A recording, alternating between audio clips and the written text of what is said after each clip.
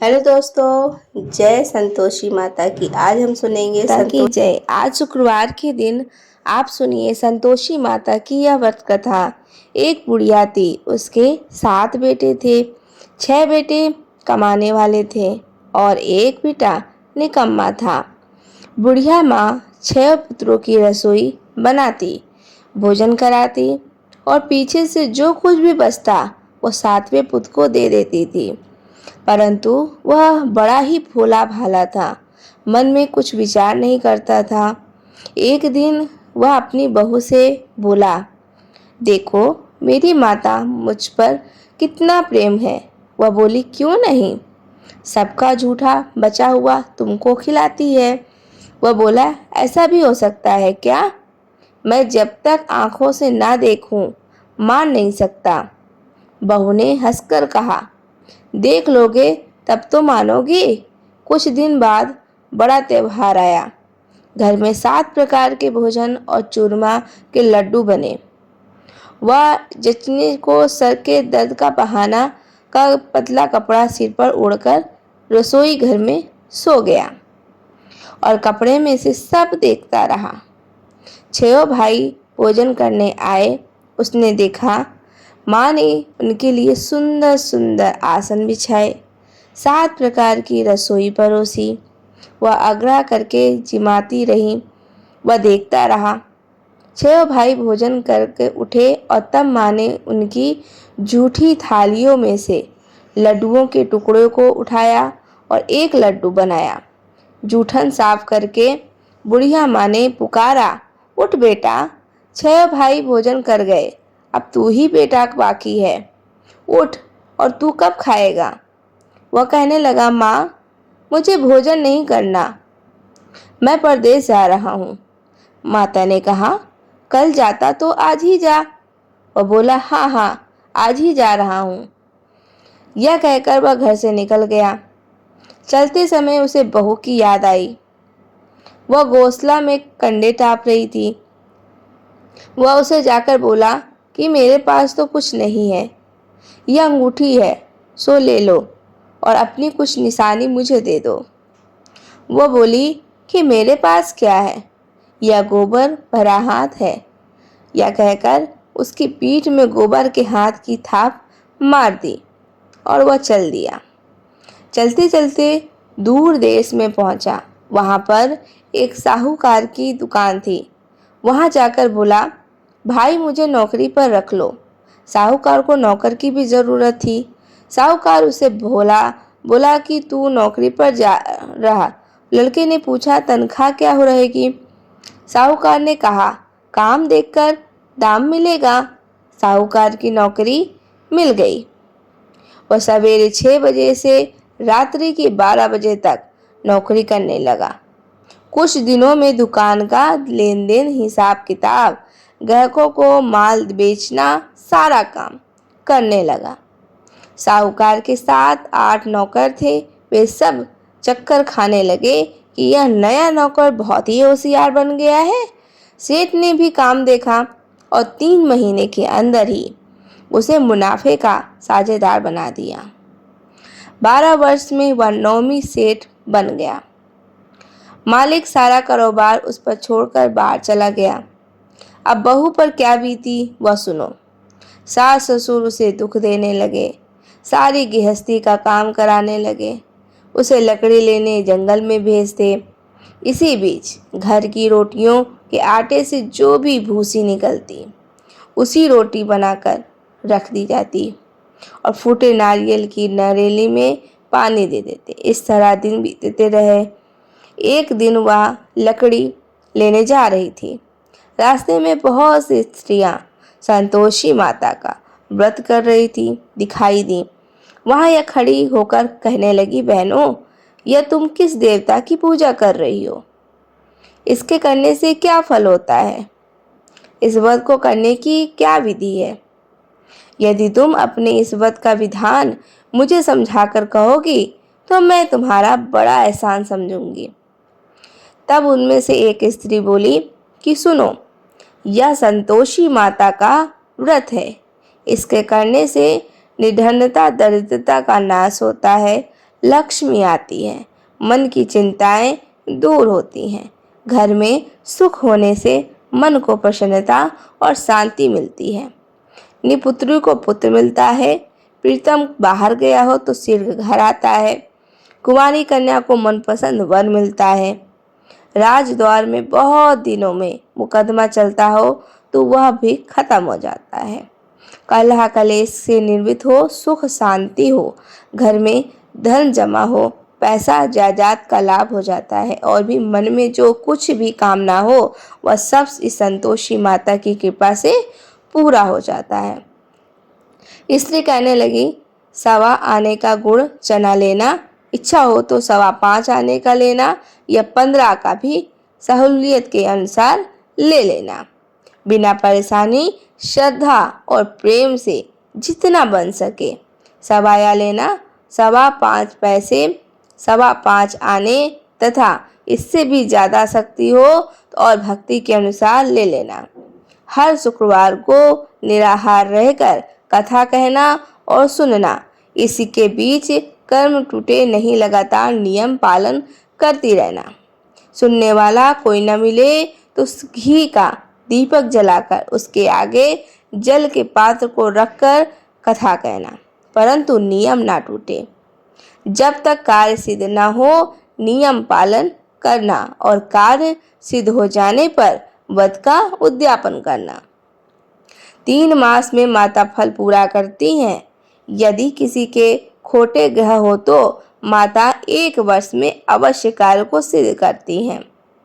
कार्य सिद्ध होने पर ही उद्यापन करना, बीच में नहीं करना चाहिए। उद्यापन में आई सेर आटे का खाजा तथा इसी अनुसार से खीर तथा चने का साग बनाना।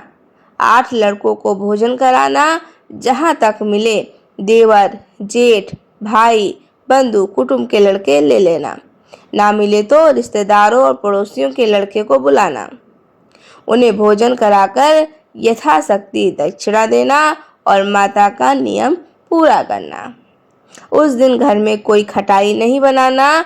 यह सब सुनकर बुढ़िया की बहू वहां से चल दी।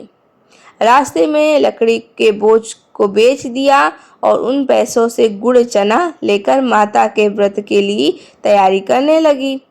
आगे चली और सामने मंदिर है यह सुनकर माता के मंदिर में जाकर माता के चरणों में लौटने लगी और इसके बाद वह माँ से विनती करने लगी कि हे माँ, मैं निपट मूर्ख हूँ, व्रत के नियम कुछ नहीं जानती हूँ। मैं बहुत दुखी हूँ। माता जग जननी, मेरा दुख दूर करना। मैं आपकी शरण में आई हूँ। माता को दया आई। एक शुक्रवार बीता कि दूसरे ही शुक्रवार को ही इसके पति का पत्र आया और तीसरे को उसका भेजा हुआ पैसा भी आ पहुंचा। यह देखकर जेठानी मुंह सिकोड़ने लगी। इतने दिनों में इतना पैसा आया, इसमें क्या बढ़ाव है? लड़के ताने देने लगे। काकी के पास अब पत्र आने लगे, रुपए आने लगे। अब तो काकी खातिर बढ़ जाएगी। अब तो काकी बुलाने से भी नहीं आएगी और ना ही बोलेगी। बेचारी सरलता से यह कहती है कि भैया पत्र आया है, रुपए आए हैं, हम सबके लिए अच्छा है। ऐसा कहकर आंखों में से आंसू भरकर संतोषी माता के मंदिर में आकर मतेश्वरी के चरणों में गिरकर रोने लगी। हे माँ, मैंने तुमसे पैसा नहीं मांगा। मुझे पैसे से क्या काम? मुझे तो अपने सुहाग से काम है। मैं तो अपने स्वामी के दर्शन और सेवा मांगती हूँ। तब माता ने प्रसन्न होकर कहा, जा बेटी, तेरा स्वामी आएगा। यह सुनकर खुशी से वह बावली होकर घर जाकर काम करने लगी। अब संतोषी माँ विचार करने लगी, इस भोली पुत्री से मैंने कह तो दिया तेरा पति आएगा, पर आएगा कहाँ से? वह तो इसे स्वप्न में भी याद नहीं करता। इसे याद दिलाने तो मुझे ही जाना पड़ेगा। इस तरह माता उस बुढ़िया के बेटे के पास जाकर स्वप्न में प्रकट होकर कहने लगी, साहूकार के बेटे, सोता है या जागता है? वह कहता है, माता, सोता भी नहीं हूँ और जागता भी नहीं हूँ, बीच में हूँ। कहो क्या आज्ञा है। माँ कहने लगी, तेरा घर बार है या नहीं? वो बोला, मेरा सब कुछ है माता। माँ बाप, भाई बहन, बहू, क्या कमी है? माँ बोली, पुत्र, तेरी घरवाली कष्ट उठा रही है, माँ बाप उसे दुख दे रहे हैं, वह तेरे लिए तरस रही है, तो उसकी सुध ले। और बोला, हाँ माता, यह तो मुझे मालूम है, परंतु जाऊं कैसे? परदेश की बात है, लेन देन का कोई हिसाब नहीं, कोई जाने का रास्ता नजर नहीं आता, कैसे चला जाऊं? माँ कहने लगी, मेरी बात मान, सवेरे नहा धोकर संतोषी माता का नाम लेकर ही घी का दीपक जलाकर दंडवत कर दुकान पर जा बैठना। देख, तेरा लेन देन चुक जाएगा, जमा माल बिक जाएगा। उसके बाद होते ही धन का ढेर लग जाएगा। अब तो वह सवेरे बहुत जल्दी उठकर मित्र बंधुओं से अपने सपने की बात कहता। वे सब उसकी बात अनसुनी करके खिल्ली उड़ाने लगते हैं। कहीं सपने भी सच्चे होते हैं। तभी एक बूढ़ा बोला, देख भाई, मेरी बात मान, इस तरह सच झूठ कहने बदलते देवता ने जैसा ही कहा है तू वैसा ही करना, तेरी क्या जाता है। अब बूढ़े की बात मानकर वह नहा धोकर संतोषी माता को दंडवत कर घी का दीपक जलाकर दुकान पर जा बैठता है। थोड़ी देर में वह क्या देखता है कि देने वाले रुपया लाए और लेने वाले हिसाब लाए।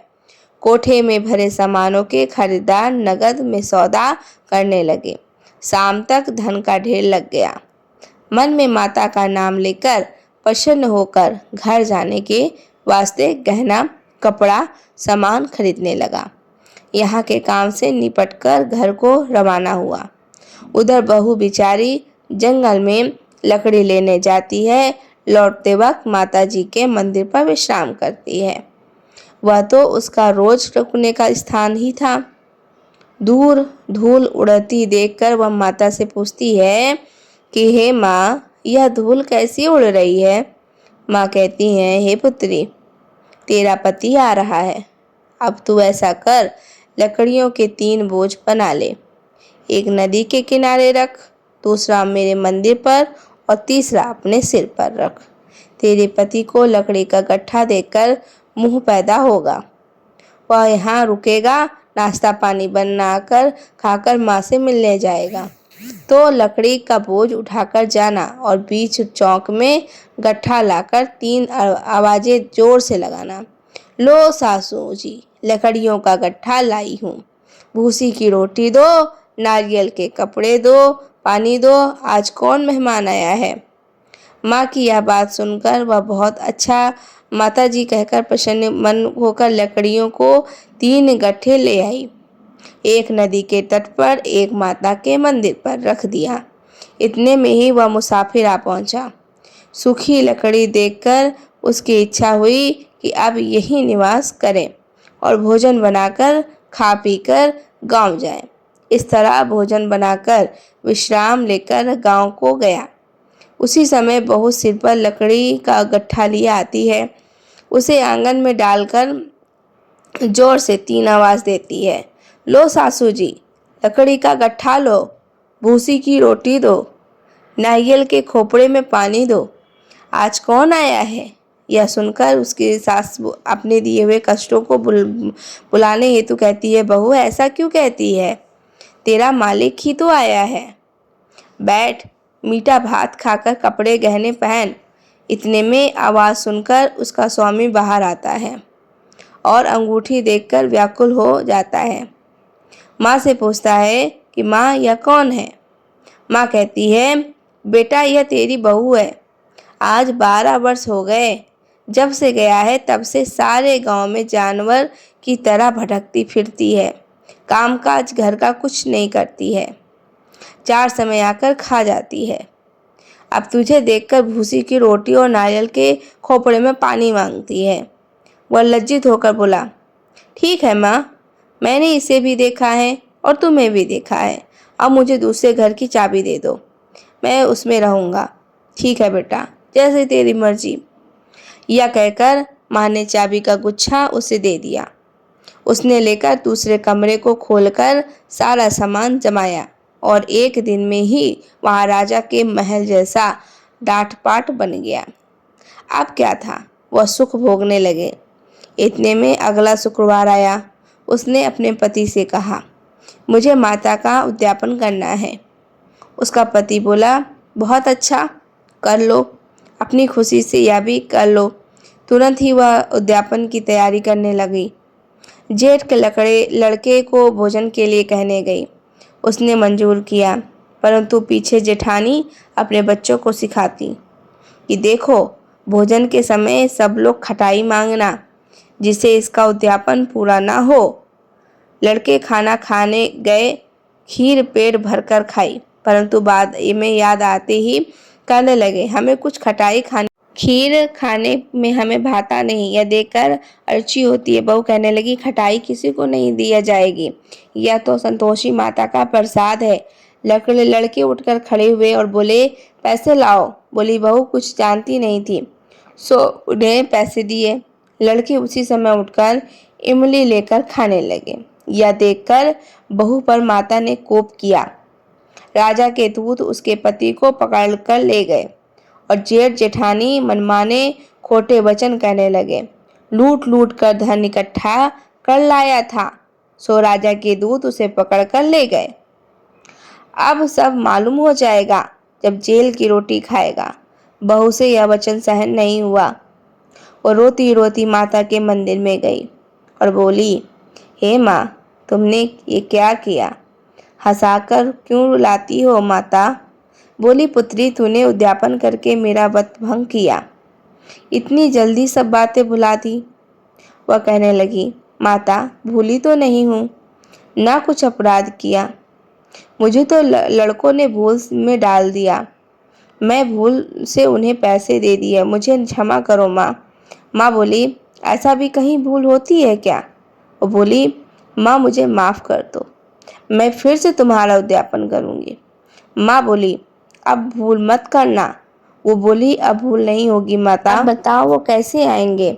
माँ बोली, जा पुत्री, तेरा मालिक तुझे रास्ते में ही आता मिलेगा। वो निकली। रास्ते में पति आता मिल गया तो उसने पूछा, तुम कहाँ गए थे? वह कहने लगा, इतना धन जो कमाया है उसका टैक्स राजा ने मांगा था, वो भरने गया था।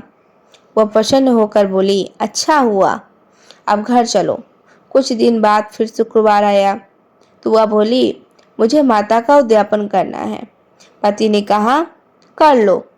वह फिर जेठ के लड़कों को भोजन के लिए कहने गई तो जेठानी ने एक दो बातें सुनाई और लड़के सिखा दिए, तुम पहले से ही खटाई मांग लेना। लड़के कहने लगे, हमें खीर खाना नहीं भाता, कुछ खटाई देने को दो। तो बहू बोली, खटाई खाने को नहीं मिलेगी, खाना हो तो खाओ। यह कहकर बामड़ों के लड़के को लाकर भोजन कराने लगी। यथाशक्ति दक्षिणा की जगह एक एक फल उन्हें दे दिया। इससे संतोषी माता प्रसन्न हुई। माता की कृपा होते ही 9वें मास उसके चंद्रमा के समान एक सुंदर पुत्र प्राप्त हुआ। वह पुत्र को लेकर प्रतिदिन माता के जी के मंदिर को जाने लगी। माँ ने सोचा, यह रोज आती है, आज क्यों ना मैं इसके घर चलूं, इसका आसरा देखूं कि तो सही है कि नहीं। विचार कर माता ने भयानक रूप बनाया। गुड़ और चने से सना मुख, ऊपर से सूंड समान ऊँट, उस पर मक्खियां भिनभिना रही थी। दहलीज में माँ पैर रखते ही उसकी सास चिल्लाई, देखो कोई चुड़ैल डाकनी चली आ रही है। लड़कों ने उसे भगाया, नहीं किसी को खा जाएगी। लड़के डरने लगे, चिल्ला चिल्ला कर खिड़की बंद करने लगे। बहू रोशनदान में से देख रही थी। प्रसन्नता से पगली होकर चिल्लाने लगी, आज मेरी माता मेरे घर आई हैं। यह कहकर बच्चे को दूध पिलाने से हट जाती है। इतने में सास का क्रोध फूट पड़ा। वह बोली कि इसे देखकर कैसे उतावली हो रही है, बच्चे को पटक दिया। इतने में माँ के प्रताप से जहाँ देखो वहाँ लड़के ही लड़के नजर आने लगे। बहू बोली, माँ जी, मैं जिनका व्रत करती हूँ यह वह संतोषी माता है। इतना कहकर झट से सारे घर के किवाड़ खोल दिए और सबने माता के चरण पकड़ लिए और विनती कर कर कहने लगे कि हे माता, हम मूर्ख हैं, अज्ञानी हैं, तुम्हारे व्रत की विधि हम नहीं जानते।